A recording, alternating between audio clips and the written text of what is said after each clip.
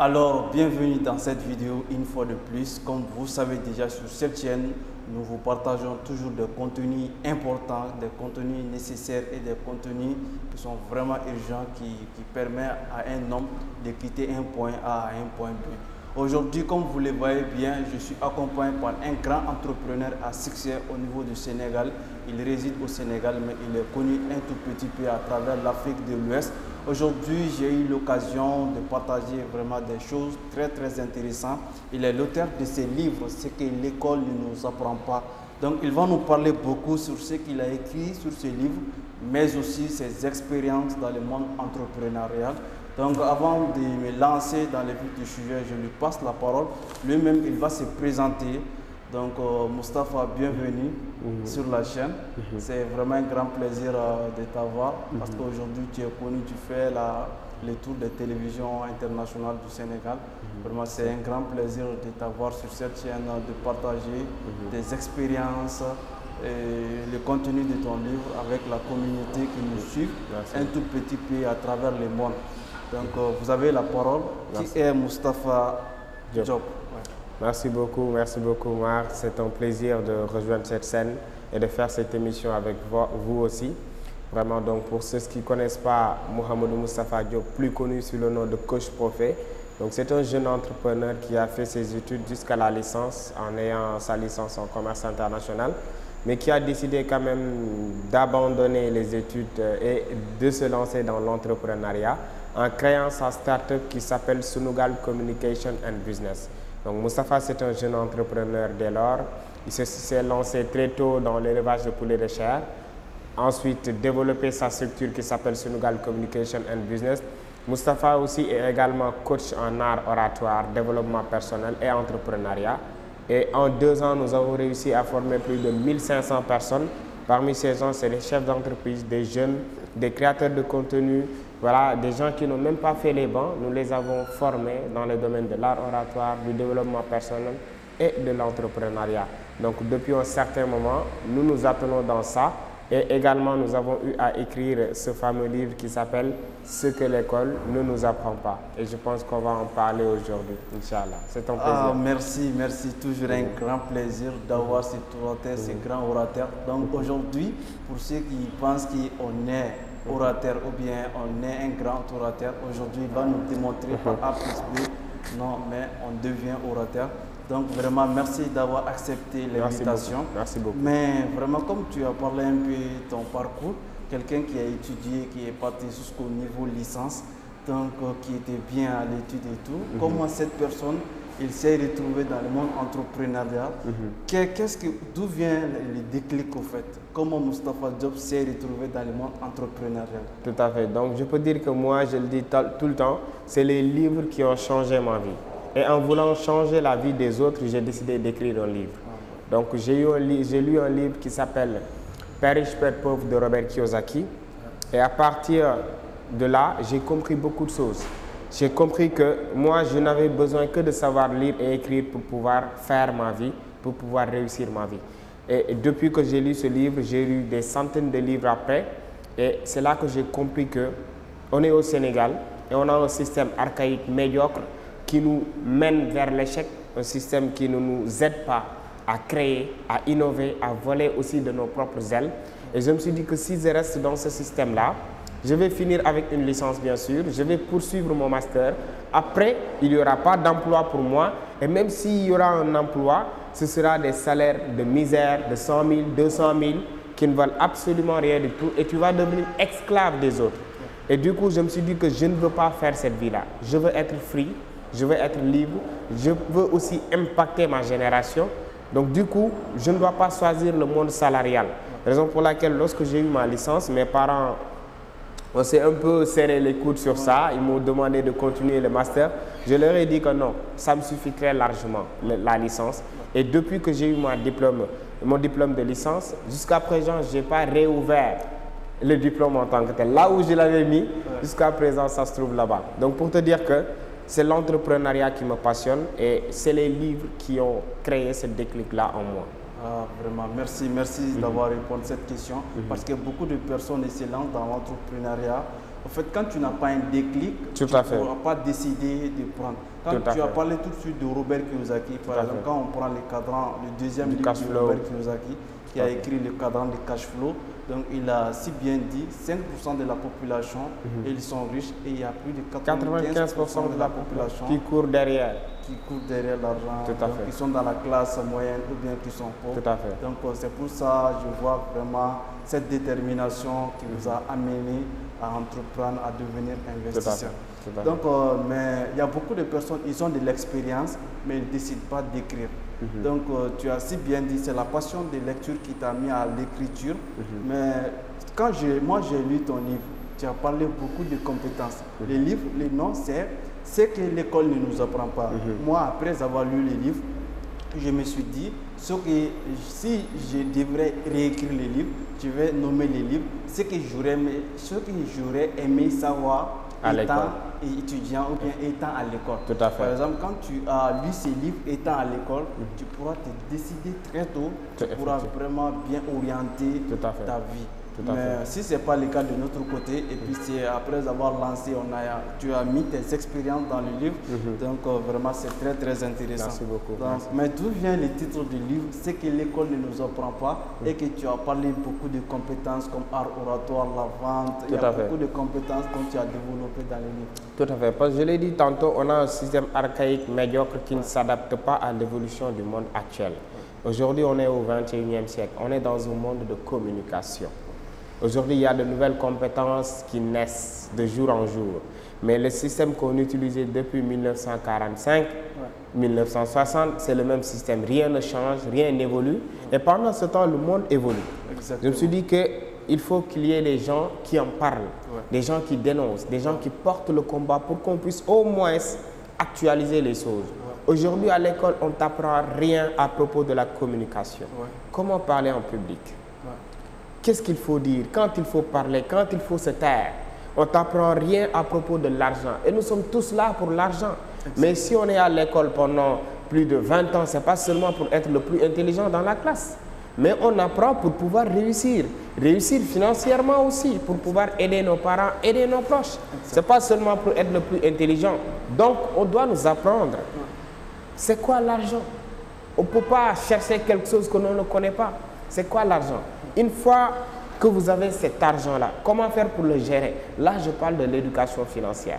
On doit t'apprendre comment gérer cet argent-là, comment faire pour le fructifier. Ça, on ne te l'apprend pas à l'école. Le leadership, on ne te l'apprend pas à l'école.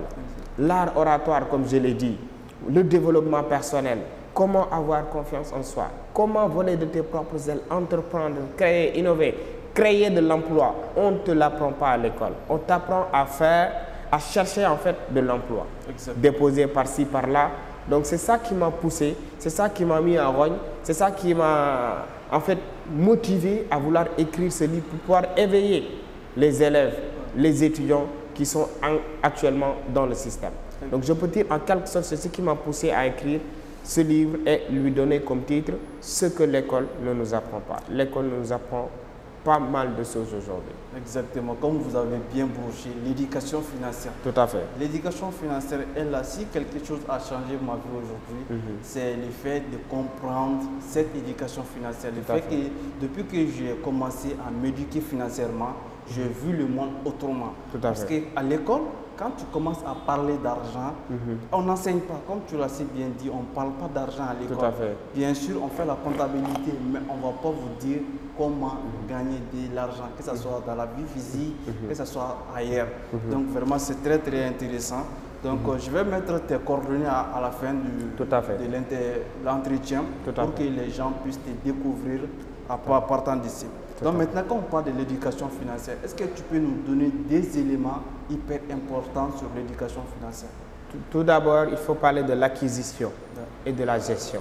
C'est de là. L'acquisition, c'est-à-dire, lorsqu'on parle d'éducation financière, c'est ce qui te permet en réalité de pouvoir gérer ce que tu as, gérer ton budget, ce que tu gagnes, de ne pas pour autant le détruire. Donc, on va parler de l'acquisition. Comment faire pour gagner de l'argent? Ça aussi, c'est important. Avant de parler de l'éducation financière, tu formes quelqu'un sur l'éducation financière, s'il n'a pas de revenus, s'il ne sait pas comment gagner de l'argent, ça équivaut à rien. Donc, il faut savoir D'abord, comment faire pour pouvoir créer des mécanismes qui vous permettent de générer de l'argent. Que vous soyez créateur de contenu, jeune entrepreneur, il faut apprendre comment gagner de l'argent dans ton domaine. Aujourd'hui, les créateurs de contenu, ils peuvent gagner de l'argent à travers YouTube, qui leur rémunère. Si vous vendez des produits, il faut savoir comment faire pour générer de l'argent. Et là, on va parler des techniques de vente, des mécanismes qui vont vous permettre d'avoir l'argent. Une fois que vous avez l'argent, là, l'éducation financière entre réellement en jeu. Cet argent-là que vous avez, comment est-ce que vous devez le gérer? Qu'est-ce que vous devez faire avec cet argent-là? Vous avez eu un départ de 100 000, vous avez acheté des produits, vous avez vendu et vous vous retrouvez avec 150 000, ce qui veut dire 50 000 francs de bénéfices. Comment est-ce que vous allez faire avec cet argent-là? Qu'est-ce qu'il faut mettre pour acheter de nouveaux produits? Qu'est-ce qu'il faut mettre à la banque? Qu'est-ce qu'il faut dépenser pour soi? Ne pas mélanger ton argent de poche et l'argent de l'entreprise. Donc tout ça, ça fait référence à l'éducation financière. Gérer l'argent, comment faire pour le placer, le fructifier, faire vivre ce que tu as. C'est ça le plus important lorsqu'on parle d'éducation financière. Et beaucoup de gens aujourd'hui, surtout les Africains, manquent d'éducation financière parce qu'on ne les apprend pas réellement comment l'argent fonctionne. On ne sait absolument rien à propos de l'argent. Donc, lorsqu'on parle d'éducation financière, parlons de l'acquisition d'abord, comment faire pour gagner de l'argent et aussi de la gestion. C'est très important. Exactement, c'est super important parce que même moi, j'ai appris, il y a 3 lois sur l'argent. En fait, première loi, c'est de gagner d'abord, savoir gagner. Tout à fait. Deuxième, c'est savoir vraiment conserver l'argent. Et troisièmement, maintenant, savoir investir l'argent. Investir, tout à fait. Donc, vraiment, c'est super important à savoir. Donc, c'est que moi, si moi j'avais compris ça depuis le début. Aujourd'hui, on serait très loin. C'est pour cela que nous donnons les efforts aussi de partager tous ces contenus, toutes ces expériences à toute personne qui nous suit un peu partout. Maintenant, quand on parle de l'art oratoire, j'ai vu vraiment, depuis que je suis là, j'ai même été surpris. Donc, dans des interventions, dans des conférences, j'ai participé à des conférences où tu as eu l'occasion de partager quelque chose là-bas. Vraiment, j'ai vu cette éloquence en toi, j'ai vu cette savoir de partager. Donc, vraiment, tu as la qualité très importante sur l'art oratoire. Mais il y a une citation aussi qui dit on n'est pas orateur, mais on le devient. Tout à fait. Maintenant, quels sont les processus à respecter pour devenir un bon orateur? Tout à fait. Donc, il faut savoir que lorsqu'on parle d'art oratoire, de prise de parole en public, il y a 3 piliers très importants. 1, la communication verbale. 2, la communication non verbale. Et 3, la communication paraverbale. Il faut respecter ces 3 piliers-là. Il faut les connaître, les comprendre. Lorsqu'on parle de la communication verbale, on parle du verbe. C'est-à-dire la langue avec laquelle vous communiquez, vous devez la maîtriser. Supposons je vous demande de faire un discours en Wolof. Est-ce que vous allez pouvoir tenir? Non. Ça va être compliqué. Exactement. Si je vous demande de faire par exemple un discours en anglais et que vous n'êtes pas très bien en anglais, est-ce que vous allez pouvoir gérer? Pas du tout. Donc vous devez en premier lieu maîtriser la langue avec laquelle vous communiquez. Ça c'est très important, c'est la communication verbale. Et lorsqu'on parle de la communication non verbale, aujourd'hui, c'est le branding, c'est le visuel, c'est ce que les gens voient. Avant de parler ou bien de faire une présentation, il faut savoir être correct. Exactement. Bien s'habiller, comme vous, costume, cravate bien serré, bien propre, chemise bien repassée. Vous voyez un peu, tout ça, ça dégage une énergie positive. Si vous vous habillez mal, de façon incorrecte, même lors de votre discours, si ce que vous dites est important, les gens ne vont pas prêter attention à ce que vous dites. Exactement. Ils vont se poser des questions à savoir, lui là, il vient où? Mais ce comportement-là, lui, il est quoi? Vous voyez un peu? Donc, il faut respecter le visuel. Lorsqu'on parle de communication non verbale, on parle aussi du gestuel. Lorsque vous parlez, il faut utiliser les gestes. Les mains doivent communiquer. La façon dont vous vous tenez debout, avoir une très bonne posture, c'est très important lorsqu'on parle d'art oratoire. La gestion de l'espace, c'est très important. Le regard, c'est très important. Il faut regarder le public avec lequel vous communiquez. Donc tout ça, on ne va pas entrer dans les détails, sinon on ne va pas finir. Mais c'est très important lorsqu'on parle de communication non verbale qui occupe 58% du discours. La communication paraverbale qui représente tout ce qui est relatif à la voix. lorsque ce que vous dites est important. Mais pour que ça puisse rentrer dans la tête des gens, il faut qu'ils puissent vous entendre. Exactement. Ce que vous dites doit être clair, fort, bien articulé. Vous voyez un peu? Donc ça, c'est tout ce qui est relatif à la voix et ça se travaille. Pour te dire que ces compétences que je viens de citer là, ce sont des choses qui s'apprennent. On n'est pas avec, on n'est pas orateur, on n'est pas sans formation, sans rien, on devient un très très grand orateur. Tous les grands orateurs que vous avez vus, à un moment donné, ils ont fait une formation. Exactement. Tu peux avoir, c'est-à-dire cette rhétorique, l'art de bien parler, d'avoir une belle voix, mais ça ne suffit pas. À un moment donné, lorsque tu seras un jour un président, un ministre, quelque chose comme ça, on va te former encore. On va t'apprendre des règles d'or de la communication. Donc, ces trois piliers-là, ça résume la prise de parole en public. La communication verbale, non verbale et paraverbale. Donc ça aussi, c'est quelque chose de très important pour ceux qui veulent vraiment apprendre cet art-là. Alors voici quelques processus à comprendre sur l'art oratoire. Vraiment, merci encore une fois de plus. Et puis c'est bien développé dans le livre. Vraiment, tu as pris ton temps pour partager des contenus sur le livre, c'est hyper important. Donc la prochaine compétence qu'on va évoquer maintenant, c'est la vente. La vente. Donc tu as broché vraiment la vente. J'ai lu. Donc, même dans le livre, c'est écrit, une entreprise qui ne vend pas, c'est une entreprise qui est appelée à partir en faillite. Tout à fait. Donc, quand on parle de la vente aujourd'hui, c'est quelque chose à ne pas négliger. Tout à fait. Que ce soit une grande entreprise, une petite entreprise ou bien toutes les catégories de personnes doivent chercher comment vendre. Tu vas partager des contenus aussi sur la vente. Maintenant, si je dois vous poser la question, qu'est-ce que nous devons savoir sur la vente? Ouais. Donc sur la vente, ce qui est plus important d'abord, c'est de comprendre que nous sommes tous des vendeurs. Tous des vendeurs. Il n'y a pas quelqu'un qui existe au monde et qui ne sait pas et qui ne vend pas. Peut-être il le fait sans pour autant le savoir. On est d'accord? Donc celui qui est au marché, lui c'est un vendeur, il vend des produits. Celui qui n'a pas de produits, il peut vendre des services. Et lorsqu'on parle de services, on parle de ce qui est intangible par exemple. Si vous êtes dans une entreprise et que vous travaillez, on vous paye la fin du mois, vous êtes un vendeur. Parce que vous vendez quoi? Vous vendez vos connaissances, votre expertise. Votre diplôme est une preuve de connaissance. C'est ça que vous êtes en train de vendre. Votre connaissance, votre expertise. Et la fin du mois, on vous paye. Donc ce n'est pas seulement celui qui est au marché qui est un vendeur. Nous sommes tous des vendeurs. Et lorsque on prend conscience que nous sommes tous des vendeurs, alors ce serait très important, bien évidemment, de savoir comment vendre. Parce qu'on ne vend pas n'importe comment. Le salarié, par exemple, il peut se dire que ce n'est pas un vendeur parce qu'il n'a pas de produit. Mais lorsqu'il veut décrocher un emploi, il passe par où? Il passe par un entretien d'embauche. C'est là l'étape de la vente. Lorsque vous venez en entretien d'embauche, l'employeur est là. Vous êtes le futur employeur. Il vous pose des questions et c'est à vous de répondre. Il pose des questions dans votre domaine. Et là, vous commencez dès maintenant à vendre. Voilà, vous montrez que vous maîtrisez votre domaine. Vous avez fait tant ou tant de stages.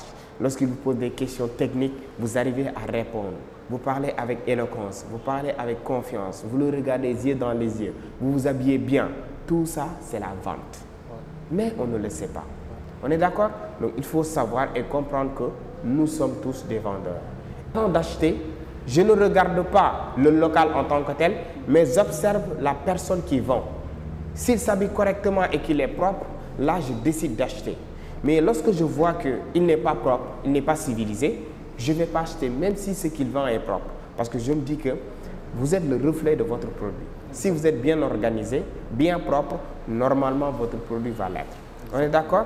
Donc, la vente, c'est quelque chose de très important. Il faut comprendre qu'on est le premier vendeur. Et on ne peut pas être un bon vendeur sans être un bon communicant. Exactement. Pour vendre, il faut savoir communiquer. Communiquer sur soi, mais également communiquer sur le produit. Et pour pouvoir communiquer sur le produit que vous vendez, il faut essayer de maîtriser votre produit. Si vous ne maîtrisez pas le produit que vous vendez, vous ne pouvez pas le vendre. Exactement. On est d'accord? Donc, on ne peut pas entrer dans les détails vu qu'on nous signale le temps. Exactement. Mais prochainement, nous allons beaucoup plus développer sur la vente. Ce que l'école ne nous apprend pas. Vraiment, on a parlé tout de suite de la vente, de l'éducation financière. Tout à fait. Donc maintenant, est-ce que vous pouvez nous donner les livres? Voilà, on a parlé déjà de livres. mais les livres vraiment qui vous a rapporté beaucoup plus sur l'éducation financière, vous partagez avec la communication, vont fournir l'effort pour aller chercher ces livres, y compris ça.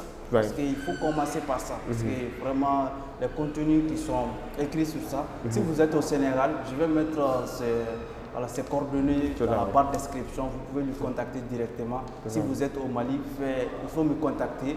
Vous allez avoir les livres partout où vous êtes en Afrique ou bien partout où vous êtes, même on peut vous livrer à temps normal. Donc, donnez-nous 2 livres sur l'éducation financière, y compris ça. Ça, c'est le premier livre. Donc, donnez-nous maintenant un autre livre. Moi, je vais vous donner juste un livre. Et mon livre, bien sûr, parce que j'ai bien parlé de la gestion financière, de l'éducation financière. Le livre que je vais vous donner, peut-être la majeure partie de ceux qui nous suivent le connaissent, peut-être ils ne l'ont pas encore lu, c'est La chèvre de ma mère de Ricardo Kanyama. Pourquoi? Parce qu'en majorité, c'est les Africains qui nous suivent et ce livre a été écrit par un Africain qui s'est basé sur les réalités africaines. Et c'est ce livre-là, côté éducation financière, qui m'a transformé. Moi, auparavant, je dépensais comme un fou. Je n'arrivais même pas à rassembler 100 000 francs comme ça, qui m'appartiennent, je n'arrivais pas. Et j'ai gagné de l'argent, mais je ne pouvais même pas capitaliser 100 000 francs. On est d'accord, mais le jour où j'ai lu le livre, je l'ai commencé vers 5 heures et je l'ai terminé vers minuit parce que je faisais quelques pauses. Mais ce livre m'a métamorphosé. Ça m'a aidé aujourd'hui à rassembler de grosses sommes, à ouvrir un compte bancaire et placer de l'argent. Si aujourd'hui j'ai une bonne éducation financière, c'est grâce à ce livre parce que je me retrouvais là-dedans. C'est un Africain qui l'a vécu, il écrit ce qu'il a vécu. Comment il a fait pour pouvoir arriver là où il est. Et il s'est basé sur des réalités africaines que nous vivons. Lorsque vous allez lire ce livre, vous allez vous voir dedans. Ça vous suffit très largement. Avant de chercher des livres des Américains ou bien des Européens, cherchez encore ce qui vous entoure. Moi, c'est ce que je conseille aux Africains. Parce que moi, ce que j'ai écrit dans le livre là, je me suis basé sur mon expérience, sur l'expérience que j'ai là où je suis, en Afrique. Et lorsque vous lisez ce genre de livre-là, vous vous retrouvez forcément là-dessus. Et financièrement, si vous lisez La chèvre de ma mère de Ricardo Kanyama, 1 fois, 2 fois, 3 fois, au bout de 6 mois, 1 an, vous allez être stable financièrement. Même si vous ne gagnez pas beaucoup, vous allez être financièrement stable. Ça, c'est moi qui vous le dis. Merci pour la réponse. Donc, je vous invite déjà à vous abonner à la chaîne, à liker la vidéo et à partager à beaucoup d'autres personnes pour qu'ils puissent bénéficier de tous ces contenus. Donc, on va donner la parole à Moustapha. Il va nous donner son mot de fin à toute la communauté, à toute l'Afrique qui nous suit aujourd'hui.